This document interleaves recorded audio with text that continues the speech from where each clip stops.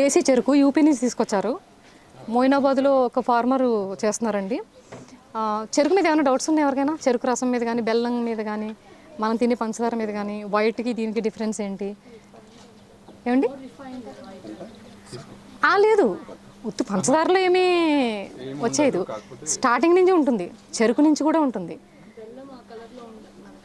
అలా కాదు ఎటండి చెప్తాను, దగ్గర. ఫస్ట్ ఆఫ్ ఆల్ దేశీ చెరుకు ముందు మీరు ఓపికతో అసలు ఎలా పండిస్తున్నారో, విత్తనం అంటే ఏంటో తెలుసుకోండి. ఇంతంత రేట్లు పెట్టి కొనేటప్పుడు అవగాహన ఉండాలి కదా, మోసపోకూడదు కదా.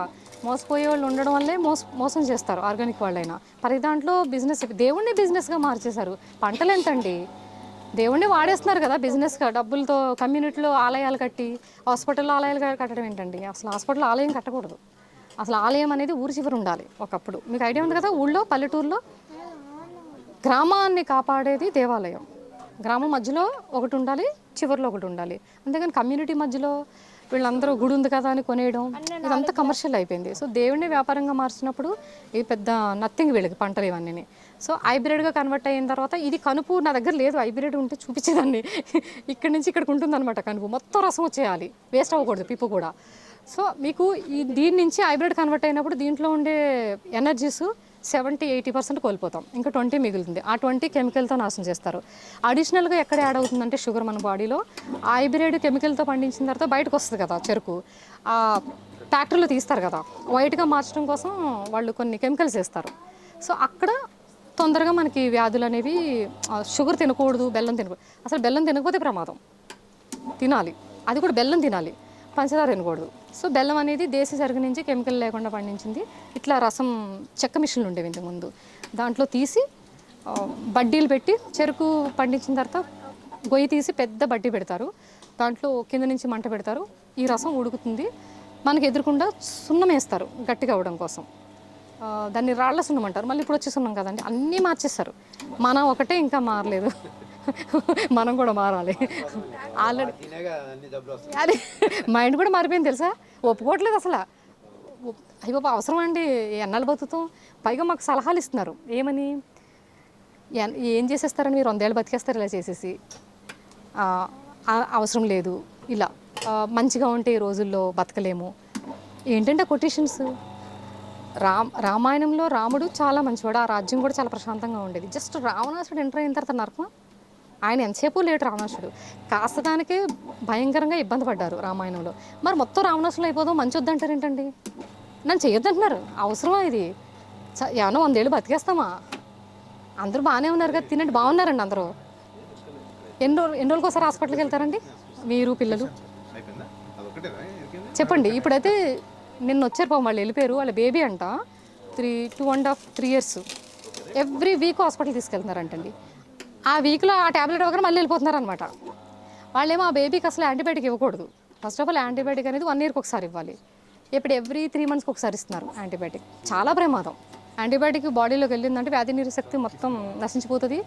మీరు యాంటీబయాటిక్ వాడినప్పుడు చూడండి, గ్రహించండి, పెదాలు పగిలిపోవడం, డీహైడ్రేట్ అయిపోవడం, నీరసం అయిపోవడం, అది వ్యాధితో పాటు వ్యాధి నిరోధశక్తిని చంపేస్తుంది ఫస్ట్. సో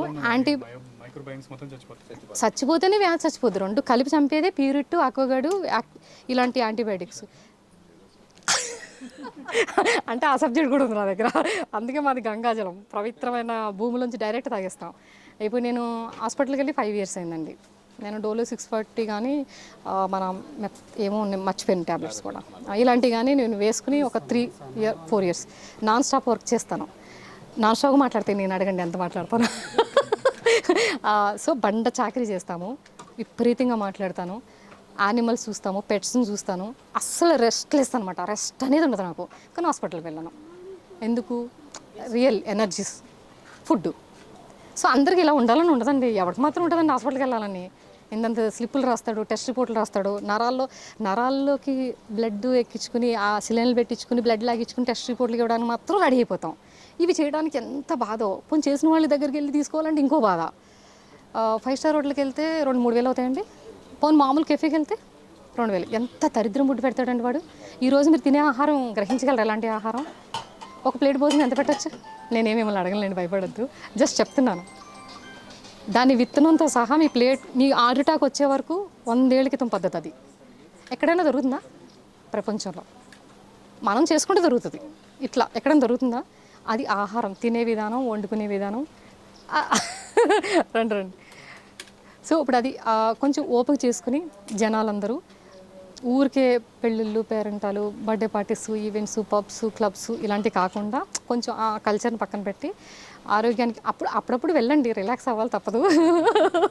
వద్దని నేను చెప్పను, కానీ ముందు అసలు మనకి ఏం అవసరం, ఇగో ఇట్లాంటి విధానం, ఇలాంటి పంటలు, అలాంటి ఆవులు చూడండి అంతా ఒక లీజుకి తీసుకుని 6 ఏళ్ల నుంచి నన్ను చేయనివ్వకపోయినా పోరాడి ఫైట్ చేసి నన్ను నిలబడనివ్వలేకపోయినా నేను చేస్తున్నాను వదలకుండా.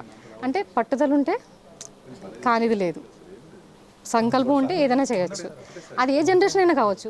నేను విషం తిన్నాను అయినా నా బుర్ర బాగా పనిచేస్తుంది. మరి ఏమో నా అదృష్టం, ఏమో ఎన్ని జన్మల పుణ్యం, నా నా జన్మ రహస్యం అయి ఉండొచ్చు. సో స్టెడ్గా ఎకో ఫ్రెండ్లీకి వెళ్ళగలిగాము, మట్టిని ఎలా చేయాలో క్రియేట్ చేయగలిగాము, అద్భుతమైన దేశీ విత్తనాలతో పంటలు స్టార్ట్ చేయగలిగాము. వరి మీరు పొద్దున్న సాయంత్రం వరకు తినే ప్రతిదీ నేను చేస్తున్నాను. అక్కడ సోంపు ఉంటుంది, డైరెక్ట్ తినండి. సోంపు కూడా కొనుక్కుంటాం కదా, దరిద్రం. ఉంది అక్కడ ఉంది. లైవ్లో మీరు తెంపుకు తినాలని వదిలేశాను. సో ఇప్పుడు మీకు ఇంకొక స్వర్గం అక్కడ చూపిస్తాను. క్రియేట్ చేసుకోవడం కష్టం అండి, స్వర్గం కష్టం, నరకం చాలా ఈజీ. ఇవాళ లెటర్ పెట్టుకుంటే రేపే ఇచ్చేస్తాడు ఆయన. స్వర్గానికి వెళ్ళడం చాలా కష్టం, ఎందుకంటే ఎన్ని పుణ్యాలు చేయాలి, ఎన్ని క్షేత్రాలు తిరగాలి కదా. సో సోంపు పెంచుకోవచ్చు, వాము పెంచుకోవచ్చు, పోక చెక్క పెంచుకోవచ్చు, ప్రతిదీ మన చేతిలో ఉంటుందండి. ప్రతిదీ ఇప్పుడు స్టిల్ 2000లో కూడా. సో ఓపిక ఉండాలి. నాకు తెలుసు మీకు ఎవరికి ఓపిక ఉండదు, తినేసి ఇంటికి వెళ్ళిపోయి మామూలు అయిపోతారని నాకు తెలుసు కదా. The number is 9347500360. I repeat 9347500360.